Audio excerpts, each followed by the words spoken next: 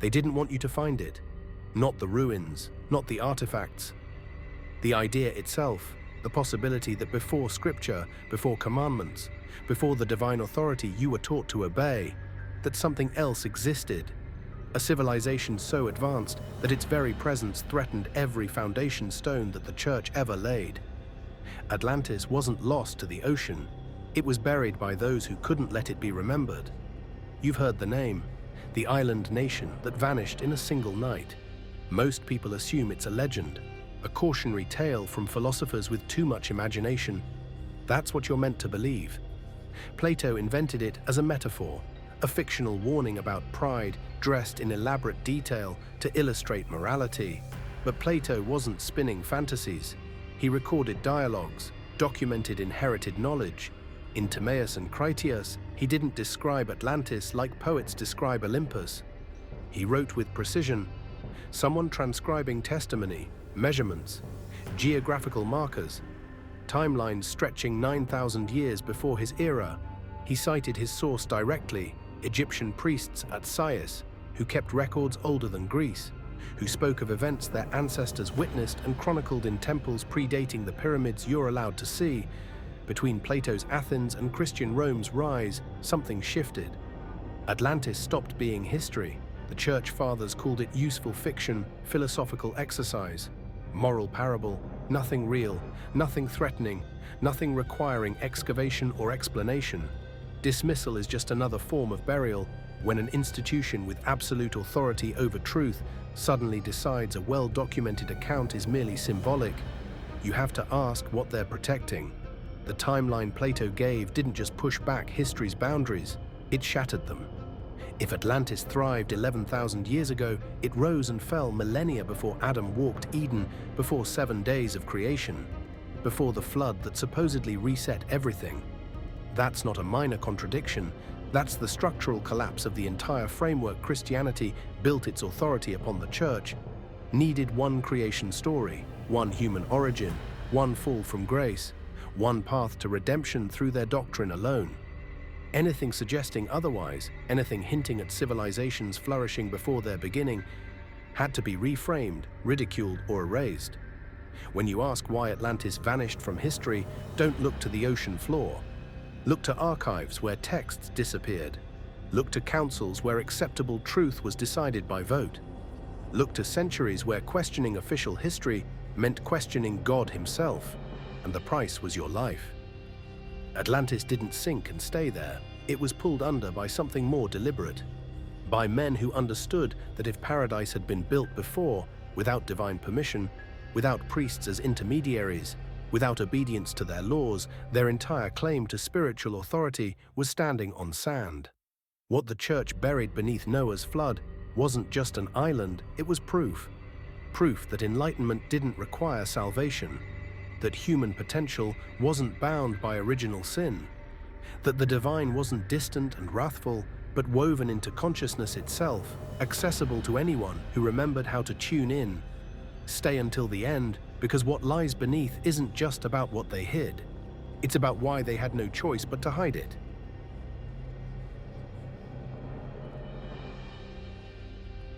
Before the Bible told you when the world began, other voices were already speaking. Older voices, from Sumer, Babylon, the Indus Valley, Egyptian temples. They all spoke of the same thing. Not one flood, many, not one fallen world, cycles, rises and falls stretching back so far the numbers lost meaning, recorded not in years but in ages, epochs where humanity climbed toward something cosmic, then collapsed into darkness. The Sumerians called it the Great Deluge, sent by gods tired of human noise. Babylonians wrote it into Gilgamesh, where a man was warned to build a vessel before waters came.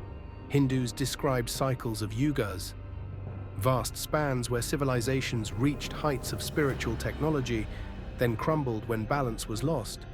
Even the Book of Enoch, deemed too dangerous to sit beside Genesis, spoke of watchers bringing forbidden knowledge to earth, of giants walking among men, of a world so saturated with divine secrets it had to be cleansed. These weren't separate myths, they were echoes, fragments of collective memory trying to preserve what couldn't be written fast enough before waters rose. At the center of those echoes stood Atlantis. Not as fantasy, but as the crown jewel of a world existing before your history books dared to begin.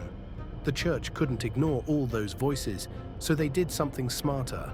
They collapsed them into one flood, one ark, one righteous family. Everything else became noise, pagan distortion, corrupted oral tradition straying from divine truth. By centralizing the flood narrative around Noah, they erased the possibility of predecessors. If the flood was the first and only reset, nothing came before except Eden. And if nothing came before Eden, all knowledge, all power, all connection to the divine had to flow through the story they controlled. But evidence kept surfacing, temples aligned to stars that shouldn't have been visible to primitive cultures.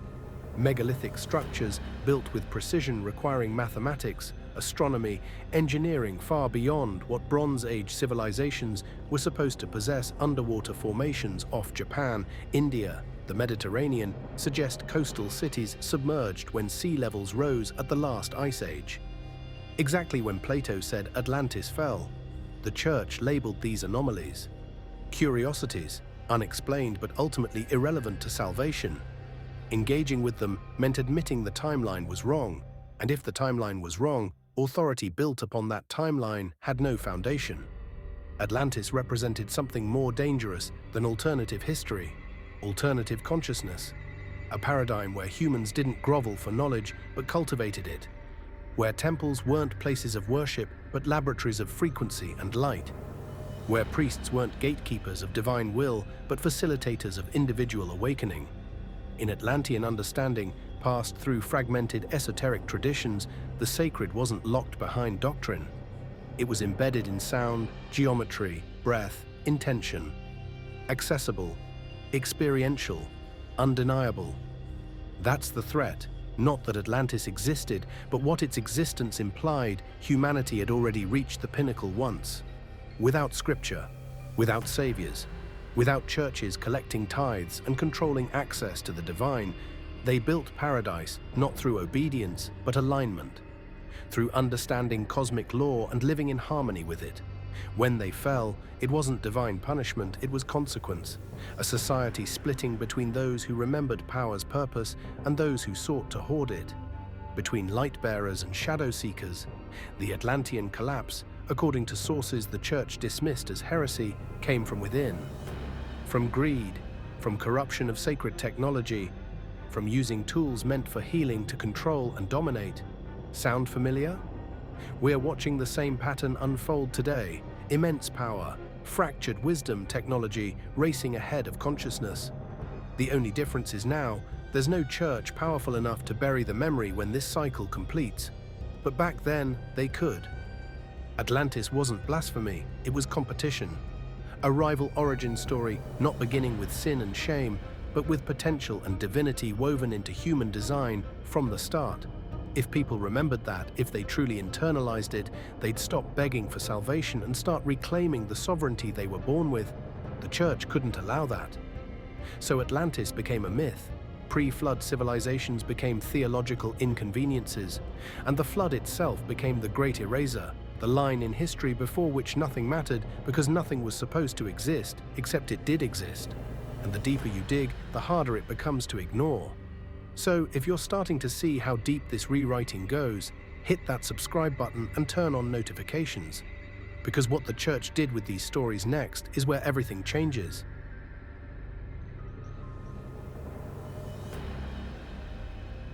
When Rome fell and Christianity rose from its ashes, the new empire wasn't built with swords alone. It was built with narrative control, with power to decide what was true, what was metaphor, what was dangerous enough to burn. The early church fathers understood what was at stake. Augustine, Tertullian, Eusebius. These were not ignorant men.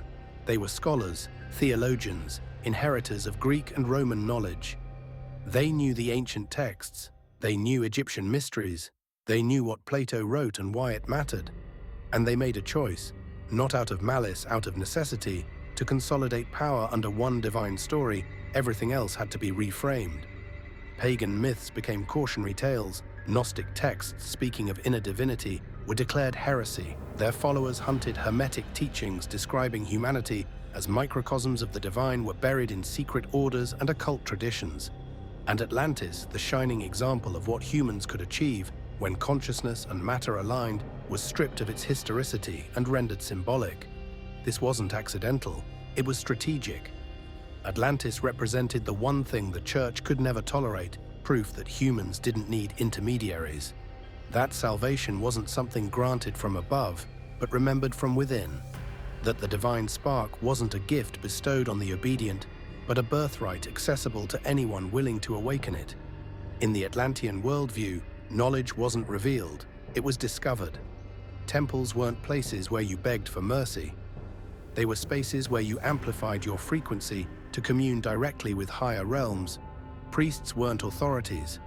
They were guides, fellow travelers who'd walked the path before and could show you how to navigate it yourself. That paradigm obliterates the need for church hierarchy. It erases original sin. It removes guilt as a control mechanism. And most dangerous of all, it returns power to the individual, making institutional authority obsolete. The Church needed you broken, needing salvation, born into sin and incapable of redemption without their intervention. They needed you dependent, obedient, grateful for access to the divine they graciously provided through sacraments and rituals you couldn't perform yourself. Atlantis said the opposite. You were never broken, only forgetful. Paradise wasn't a future reward for good behavior, but a state of consciousness you could return to by remembering who you were before the world told you otherwise. That's why it had to be buried. Not destroyed. Buried, because myths can be managed, metaphors can be controlled. But history demands acknowledgement. History creates precedent. And if there was precedent for humanity thriving in divine alignment without church oversight, the entire structure, theological, political, financial, would crumble. So they buried it, under centuries of dismissal, under layers of academic ridicule, under the weight of doctrine that made questioning the timeline equivalent to questioning God. And for a long time, it worked. People forgot. Atlantis became the domain of mystics and eccentrics, too fringe to take seriously, too persistent to disappear completely, but memory doesn't die. It hibernates. Encoded in symbols, in stories, in the strange pull certain people feel toward truths they were never taught. When enough of those people start asking the same questions, digging in the same places, finding the same threads, the burial becomes an excavation. Atlantis was the story proving paradise had been built before. Without permission, it rose on principles the church couldn't own, couldn't control, couldn't sell back to you as salvation. It demonstrated that humans, when aligned with cosmic law, rather than corrupted by ego, could create societies harmonizing spirit and matter, technology and wisdom, power and compassion. That's the secret, not that Atlantis sank, but that it succeeded. And if it succeeded once, outside biblical history's bounds, outside the need for divine revelation channeled through priests, then it can succeed again. Not through them, through you. Maybe Atlantis never truly sank, maybe it was submerged. Beneath centuries of theological revision, beneath institutional fear, beneath the silence of those who knew speaking the truth would cost them everything. But water doesn't compress the truth, it preserves it, and now the tide is turning.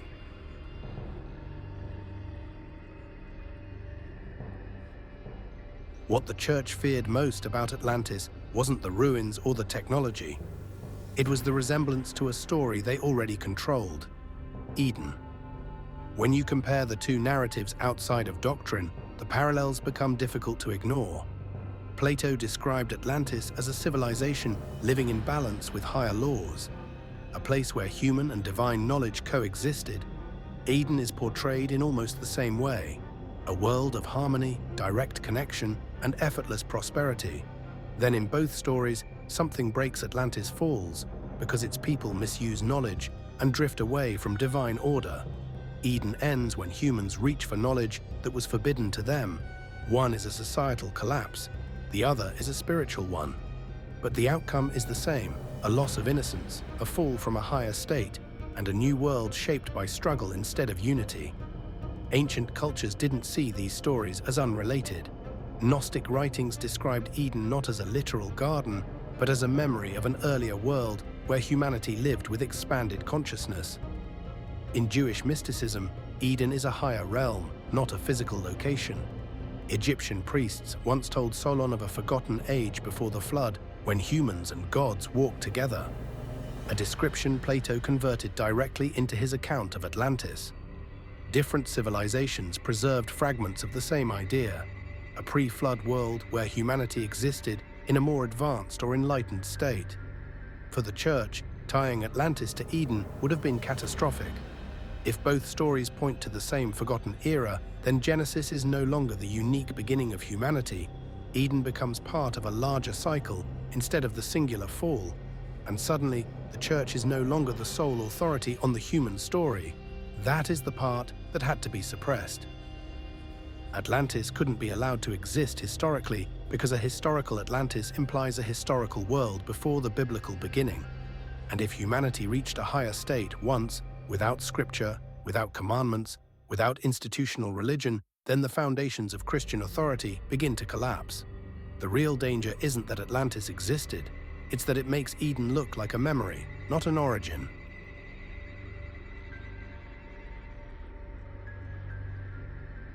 If Atlantis existed, then the world's flood myths aren't scattered legends, they're pieces of the same event. And at the center of those ancient accounts sits a group the Church quietly pushed into obscurity: the Watchers in the Book of Enoch. The Watchers were heavenly beings who descended to Earth and taught humanity knowledge they weren't meant to possess. Metallurgy, astronomy, healing arts, architecture. These weren't vague spiritual lessons. Enoch describes them passing down precise sciences that should never appear in what historians insist was a primitive world. Their interference, according to the text, triggered divine punishment. The flood was not simply a moral reset, it was a containment event. Plato's description of Atlantis mirrors this idea almost perfectly. He wrote that Atlantis fell because its people misused powerful knowledge inherited from divine ancestors. Different tradition, different vocabulary, but the same narrative framework. Advanced beings uplift humanity, humanity misuses the gift, and catastrophe follows. Ancient Mesopotamian tablets echo the same story through a different lens. Sumerian myths describe gods descending to Earth, teaching humans how to build cities, measure time, track the stars, and work metals.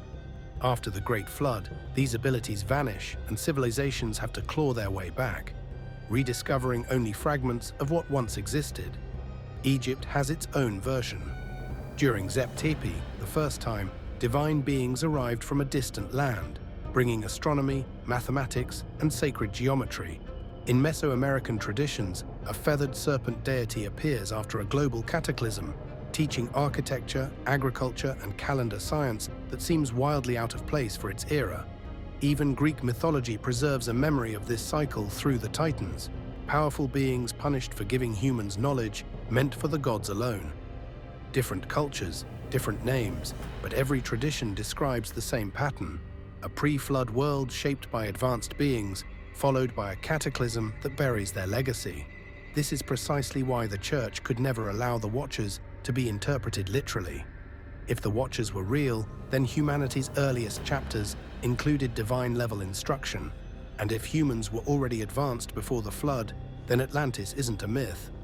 It becomes the missing civilization connecting all these stories. Even more threatening is what the Book of Enoch implies.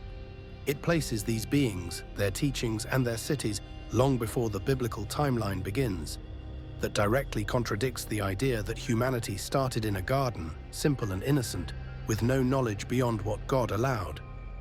This is why the Book of Enoch was banned from the official canon, not because it lacked value, but because it connected the flood, the sons of God, and the rise of forgotten civilizations into one continuous narrative. A narrative where Atlantis fits seamlessly. If you follow that thread, Atlantis doesn't sit outside Scripture. It sits between Genesis and the flood. It becomes the bridge between a world of divine instruction and a world rebuilt after catastrophe. And that was something the Church could never permit, because a timeline that includes a highly advanced pre-flood civilization makes their version of human history incomplete at best and intentionally rewritten at worst. Atlantis wasn't just dangerous because it might have existed. It was dangerous because it connected everything the church worked hardest to bury. So if the picture is starting to shift for you, if this version of history feels closer to truth than anything we were taught, make sure you're subscribed and have notifications on. What comes next pulls the last layer off the story they spent centuries trying to bury.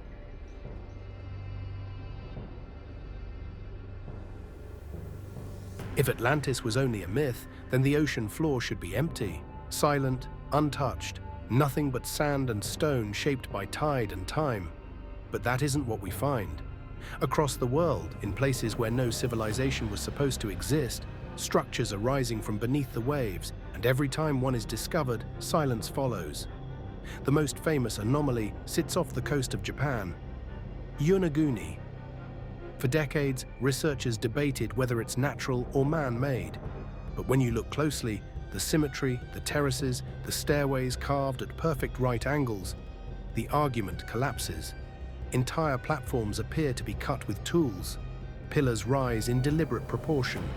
Underwater plazas stretch across an area that should have been dry land before the last ice age, exactly when Plato said Atlantis fell. Then there's Dwarka in India, a submerged city with streets, walls, and temple foundations that predate known Indian civilization by thousands of years. Local texts speak of a great kingdom swallowed by the sea, mythology, according to scholars. But sonar scans show geometric patterns consistent with urban planning. Someone built a city there before history began. In the Caribbean, divers near Bimini discovered massive stone blocks laid out like a road. The Bimini Road aligns with structures deeper beneath the sand, as though a larger complex waits to be excavated. Critics call it natural, but stones don't arrange themselves in clean lines stretching hundreds of feet, all oriented the same direction. And legends from the Bahamas speak of a great island empire destroyed in a single night. Sound familiar? Further into the Atlantic, near the Azores, sonar readings have revealed what appear to be massive pyramidal forms resting on the seafloor. Portuguese sailors told stories centuries ago of submerged stone structures seen during clear tides. The church dismissed them as superstition. Now, underwater mapping quietly confirms that something is there, something no one is allowed to officially interpret. And then there's the most controversial location of all. Antarctica, under melting ice shelves, satellite images and ground-penetrating radar have revealed rectangular formations, straight walls, and geometric patterns buried under 2 miles of ice. Some scientists claim they are natural ridges. Others, speaking off the record, insist the shapes are too precise. If a civilization existed before the last pole shift, Antarctica may hold its final tomb. Across the world, every submerged ruin shares the same signature: advanced engineering, sudden destruction, and dates pointing to the end of the last ice age. And that overlap forces a single question: if humanity really began 5,000 years ago, as traditional history insists, who built these places when the sea levels were 300 feet lower? This is the question institutions avoid, because these ruins don't just break the timeline, they shatter it. They suggest that Atlantis wasn't one city, but one node in a global network of pre-flood civilizations connected by knowledge, geometry, and shared origins. Ruins in Japan, India, the Atlantic, the Mediterranean, all echo the same architectural fingerprints. The church can dismiss Plato, they can dismiss myths, but they can't dismiss stone. And the stone is rising from the water. Every myth the church buried was once a truth someone feared. Atlantis wasn't destroyed by waves, it was erased by words, by councils voting on which texts deserved belief, by scholars choosing survival over honesty, by centuries of repetition until questioning, it meant questioning your own mind. But truth doesn't compress. It waits. Through dreams that feel like memories, through ruins appearing on ocean floors where nothing was supposed to stand. Today, divers find structures submerged. Since the Ice Age ended, researchers uncover sites predating Sumerian civilization. The official story fractures with every discovery that shouldn't be there. The ocean isn't hiding Atlantis anymore. Silence is. The same silence keeping humanity circling the same mistakes because we've been severed from the memory of when we got it right. But that silence is breaking, and once you hear beneath it, you can't unhear it. So here's what they never wanted you to ask. If Atlantis was real, and the church buried it to protect their authority, what else are they still hiding? Drop your thoughts in the comments, and if you want more videos uncovering what's been buried, hit that like button, subscribe, and turn on notifications. The truth doesn't stay hidden forever.